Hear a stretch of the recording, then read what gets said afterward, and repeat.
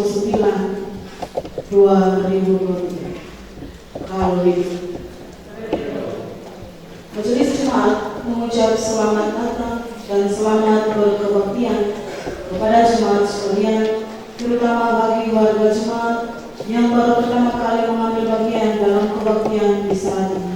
Kiranya firman Tuhan pada hari ini menguatkan iman kita masing-masing. Kebaktian saat ini dilayani oleh Pendeta Nyonya Pelawa Manukuti, SSI. Majelis dan kolektan serta singers yang bertugas adalah dari sektor eklesia. Tata kebaktian yang digunakan adalah tata kebaktian minggu ketiga. Pembacaan Alkitab terdapat dalam Yeremia 33 ayat 1 sampai 13. Nyanyian yang digunakan adalah Kidung Jemaat.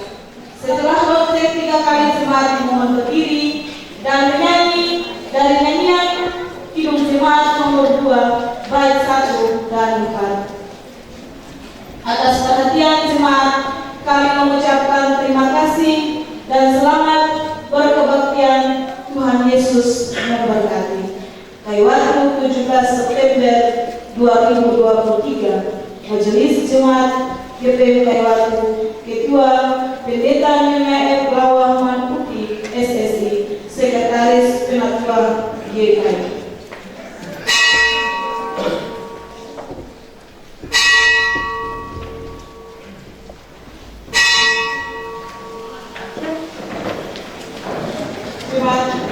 Kita melakukan nyanyian Kidung Jemaat nomor 2 bait 1 dan 4. Suci, suci, suci Tuhan Maha Kuasa.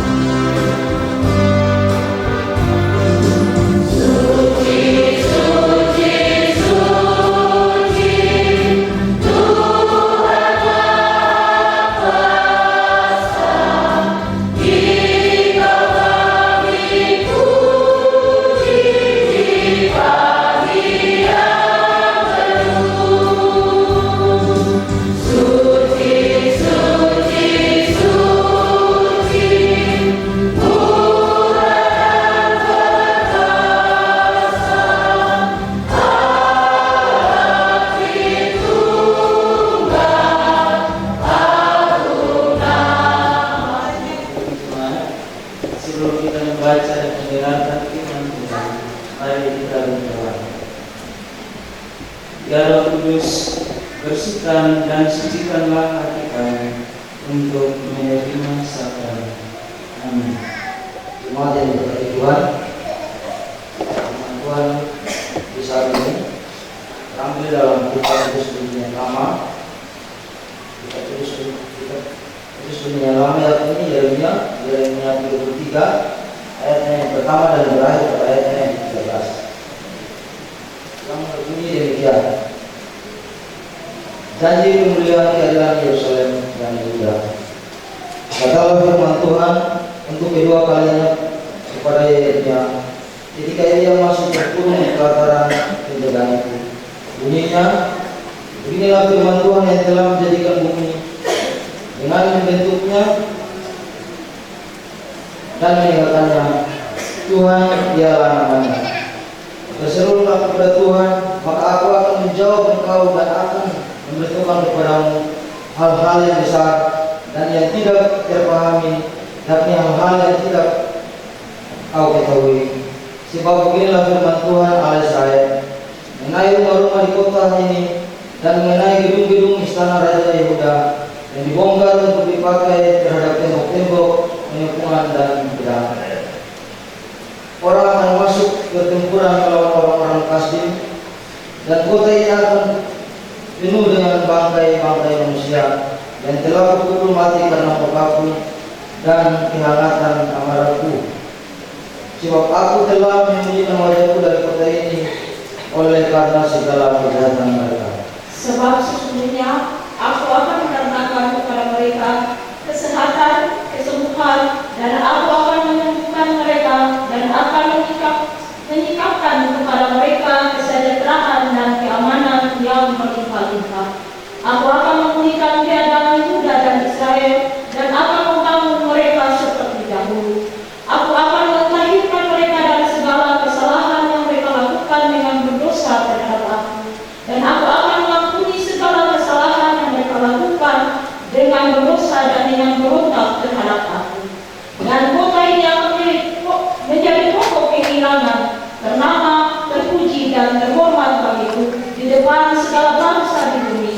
dan telah mendengar tentang segala kebajikan dan yang kulakukan kepadanya. Mereka akan terkejut dan gemetar karena segala kebajikan dan segala kesejahteraan yang kulakukan kepadanya. Beginilah firman Tuhan, di tempat ini yang kamu katakan telah menjadi reruntuhan tanpa manusia dan tanpa hewan, di kota-kota Yehuda dan di jalan-jalan Yerusalem yang sunyi seperti itu tanpa manusia, tanpa penduduk dan tanpa hewan. Akan terdengar lagi suara kegirangan dan suara sukacita, suara pengantin laki-laki dan suara pengantin perempuan. Para orang-orang yang mengatakan, bersyukurlah kepada Tuhan semesta alam, sebab Tuhan itu baik, bahwasanya untuk selama-lamanya kasih setianya, sambil mempersembahkan pujian syukur di rumah Tuhan. Sebab aku akan memulihkan keadaan negeri ini seperti dahulu. Firman Tuhan, beginilah firman Tuhan semesta alam di daerah ini, yang sudah menjadi reruntuhan tanpa manusia dan tanpa hewan, dan di segala kotanya akan ada lagi tanah penduduk, bagi gembala-gembala yang membalikkan kambing membalik itu. Di kota-kota pegunungan, di kota-kota daerah bukit, di kota-kota tanah Negeb, di daerah Benyamin, di sekitar Yerusalem dan di kota-kota Yehuda, kambing domba akan lewat lagi dari bawah tangan orang yang mengikutnya. Demikianlah firman Tuhan. Haleluya, haleluya, haleluya.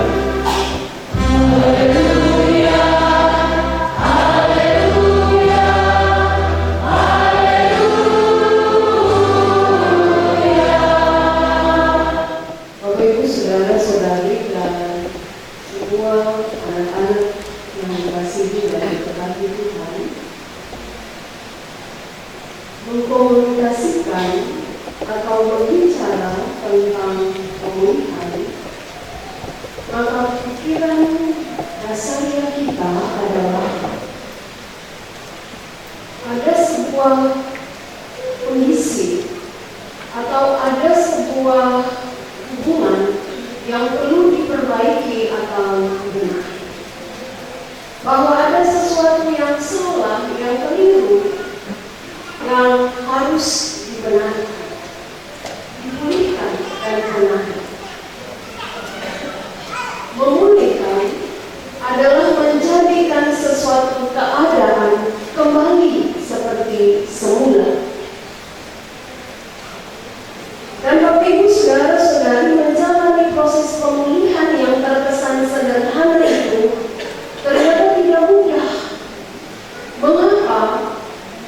Karena pemulihan itu sebenarnya pelik, pemulihan itu sebenarnya rumit, pemulihan itu memakan waktu, memakan tenaga, pemulihan itu pun memerlukan pemahaman, dan bahkan pemulihan memerlukan sebuah tindakan nyata. Pemulihan tidak hanya menyangkut pribadi kita, tetapi juga menyangkut atau berpengaruh terhadap kehidupan bersama selaku keluarga, gereja, masyarakat, ataupun bahkan dalam level yang paling besar seperti bangsa dan negara. Intinya Bapak Ibu, saudara-saudari, hubungan-hubungan yang harus dibangun itu antara lain hubungan dengan diri kita sendiri, hubungan dengan orang lain atau sesama, tapi juga yang tidak kalah pentingnya adalah hubungan kita dengan Tuhan. Dengan demikian, yang punya peran untuk memulihkan hubungan-hubungan itu adalah dari pihak kita sendiri. Harus ada itikat ataupun harus ada kemauan untuk melakukan dan juga adanya keterbukaan. Selain dari pihak kita sendiri, dibutuhkan juga peran dari orang lain. Dan sudah barang tentu kita pun membutuhkan peran dari pihak Tuhan. Saudara-saudaraku yang dikasihi, pentingnya sebuah proses pemulihan inilah yang sangat menonjol, yang sangat nampak dalam pembacaan kita tadi ayat 1 sampai ayatnya yang ke-13. Nampak di sana Bapak Ibu Saudara-saudari bahwa ketika Tuhan berfirman kepada Yeremia tentang hal-hal besar yang tidak terpahami, yakni pemulihan dan pembangunan kembali umat Yehuda dan Israel, dan karena itu Yeremia tapi juga umat tidak perlu ragu-ragu terhadap apa yang difirmankan Tuhan itu. Walaupun ternyata Bapak Ibu Saudara-saudari, sebelum masa pemulihan itu terjadi, sebelum masa pemulihan itu dinyatakan, akan ada masa penghukuman yang hebat. Umat akan menghadapi dulu penderitaan, umat akan menghadapi dulu berbagai bentuk tantangan, hambatan, dan lain-lain. Penghukuman itu terjadi karena umat benar-benar tidak taat, bahwa umat benar-benar tidak setia pada Tuhan dan segala ketetapan-ketetapan atau hukum. Yeremia diperintahkan Allah untuk menyampaikan amanat itu kepada Yehuda selama bertahun-tahun, walaupun ternyata untuk menyatakannya Yeremia harus dimusuhi, Yeremia harus ditolak, Yeremia harus dianiaya hingga pada masa kematian. Pembuangan di Babel yang dialami oleh umat Allah adalah sebuah konsekuensi ketidaktaatan umat kepada Allah tersebut. Akan tetapi Bapak Ibu Saudara-saudari dan anak-anakku yang dikasihi dan diberkati Tuhan, tujuan penghukuman lewat peristiwa pembuangan di Babel itu bukan untuk menyebabkan umat menjadi hancur, melainkan untuk membenahi kembali kehidupan mereka dari segala kenajisan, dari segala dosa, dari segala pemberontakan, sehingga mereka boleh kembali hidup lebih baik di hadapan bangsa-bangsa. Jadi sekali lagi, tujuan penghukuman Allah bukan untuk menghancurkan, tapi justru sebaliknya untuk memulihkan. Hal ini berarti Bapak Ibu Saudara-saudari bahwa sebagai umat Allah, mereka tetap memiliki pengharapan di dalam Allah untuk dipulihkan kepada suatu kehidupan yang lebih baik. Dan pada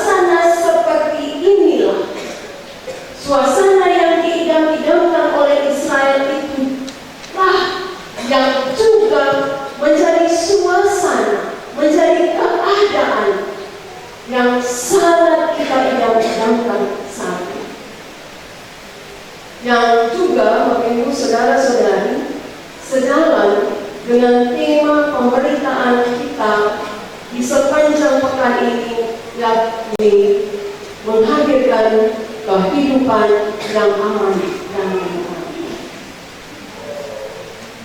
Bapak Ibu Saudara-saudari, dan untuk mewujudkan kehidupan yang aman, yang tenang, kehidupan yang sesuai dengan kehendak Allah dalam perikop pembacaan kita tadi, ada beberapa hal yang lantas harus menjadi perhatian kita bersama.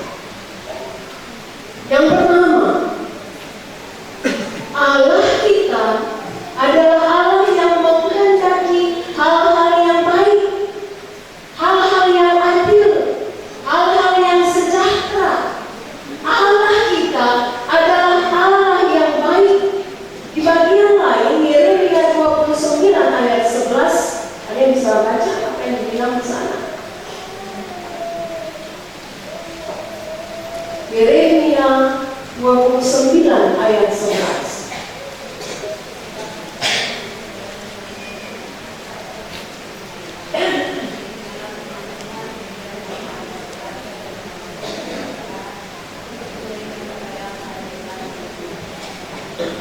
Terima kasih.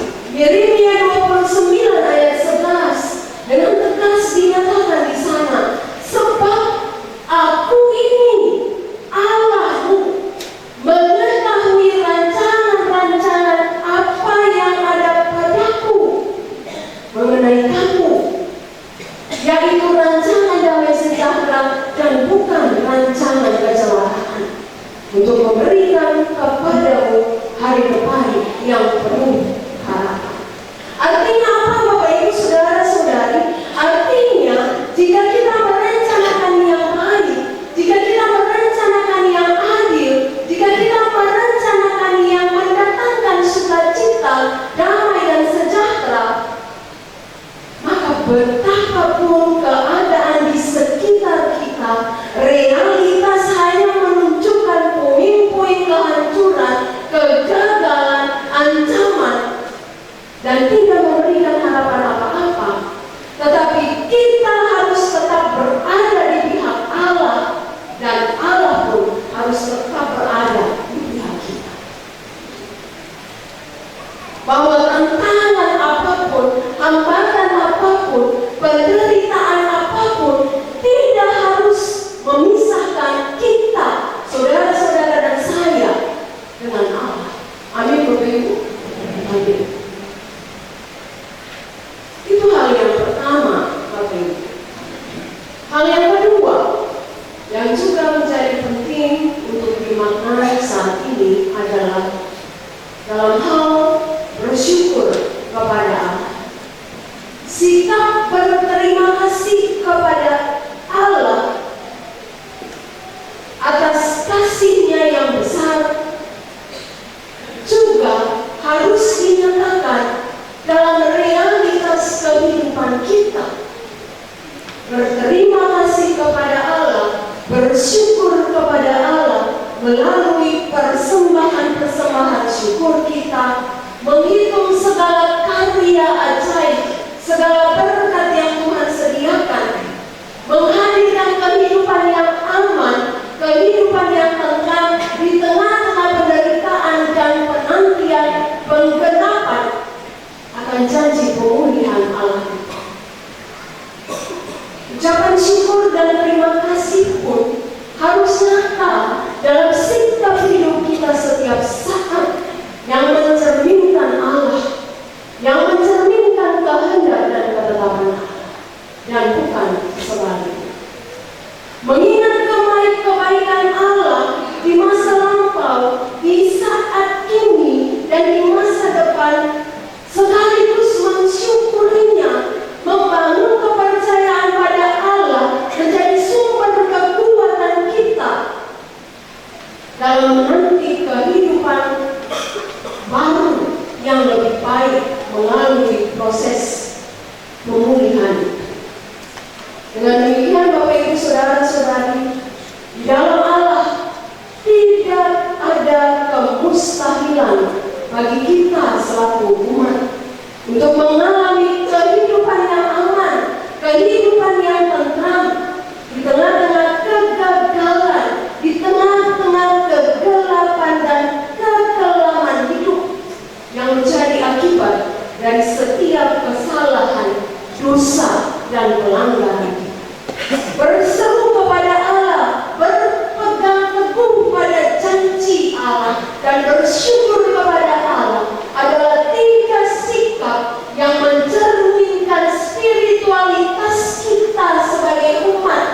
yang bertobat dari kehidupan yang lama, kehidupan yang keliru, kepada kehidupan baru yang berkenan kepada Allah.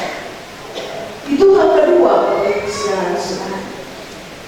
Hal ketiga yang juga harus kita maknai dari berikut pembacaan kita saat ini adalah benar bahwa Allah itu adalah Allah yang baik.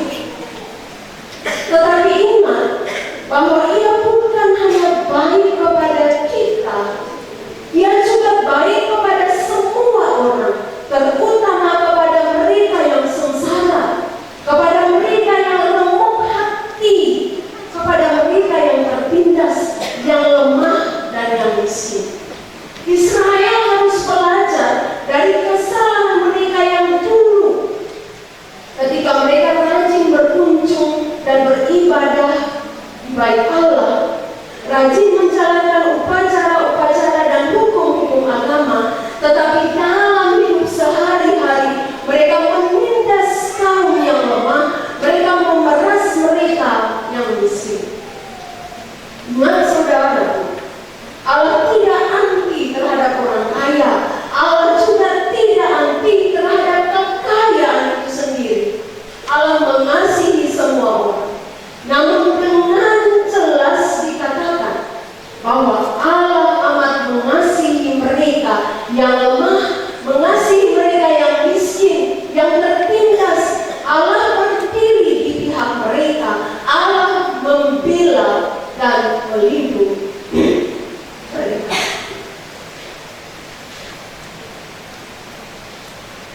Allah tidak anti kekayaan, Allah tidak anti orang yang kaya. Allah mengasihi mereka, bahkan sumber kekayaan itu justru dari Allah. Tetapi pergunakanlah untuk hormat dan kemuliaan Allah. Dan oleh karena itu Bapak Ibu, apabila kita mau berada di pihak Allah, kita harus tahu di mana kita harus pergi. Allah memang menjanjikan kesejahteraan, tetapi kesejahteraan yang adil. Boleh saja kita mengusahakan kesejahteraan kita sendiri, boleh, dan itu adalah keharusan. Tetapi jangan berhenti di situ. Ingat kata-kata Tuhan Yesus, barang siapa diberi lebih, ia dituntut lebih. Barang siapa diberi banyak, ia harus memberi banyak. Bukan memberi kepada mereka yang sudah berkelebihan, tetapi memberi kepada mereka yang kekurangan, yang kita tahu dengan persis, yang kita tahu dengan jelas, mereka tidak akan dapat mampu membalas kita. Karena jika ini kita lakukan, maka kita memberi utang kepada Tuhan. Amsal 19 ayat 17 berkata, siapa yang menaruh belas kasihan kepada orang-orang yang lemah, mengutangkan Tuhan yang akan membalas perbuatannya. Amin Bapak Ibu. Amin.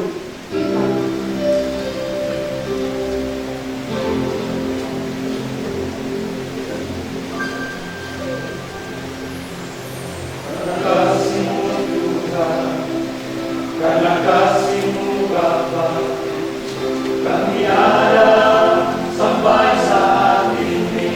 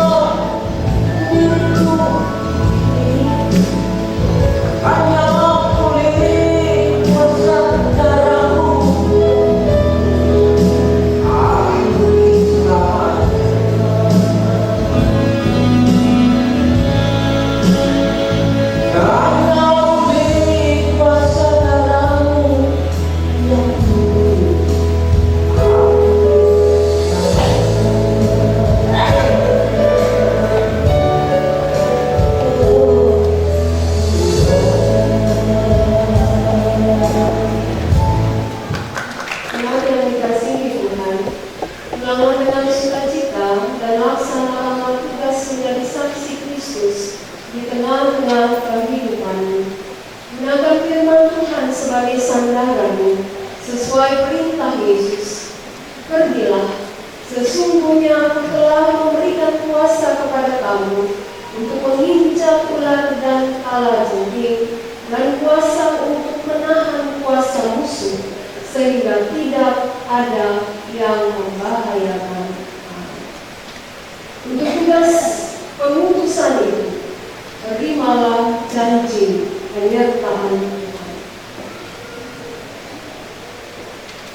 Maka Allah damai sejahtera yang oleh darah perjanjian yang kekal telah membawa kembali dari antara orang mati Gembala Agung segala rupa, yaitu Yesus Tuhan kita. Kiranya memperlengkapi kamu dengan segala yang baik untuk melakukan kehendaknya oleh Yesus Kristus. Bagi Dialah kemuliaan sampai selama-lamanya. Amin.